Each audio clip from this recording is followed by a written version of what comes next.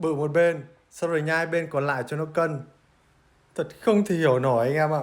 Giờ nhá, anh em mà bự một bên nhá, sau đó anh em nhai bên còn lại thì có phải lúc này anh em mình có hai bên cùng bự không? Thế thì làm sao mà bé lại được? Thay vào đó, anh em nên tập bóng tập cơ hàm nào mà có thể tác động đều vào hai bên cơ hàm như thế này, sẽ giúp tránh bị tình trạng mặt bị lệch nhá. Ngoài ra trên thị trường có những loại bóng tập quá nhẹ khiến cho việc tập không hiệu quả, trong khi lại có những bóng tập quá nặng khiến cho việc tập cơ hàm bị đau. Vì thế mình khuyến khích mọi người tập bóng tập cơ hàm do the size nha.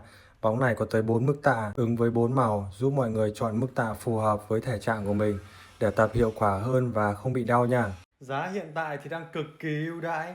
Mua 2 chỉ 80k, mua 3 chỉ 60k và mua 4 chỉ có 50k thôi. Anh em ấn nhanh tay vào giỏ hàng kéo hết nhá.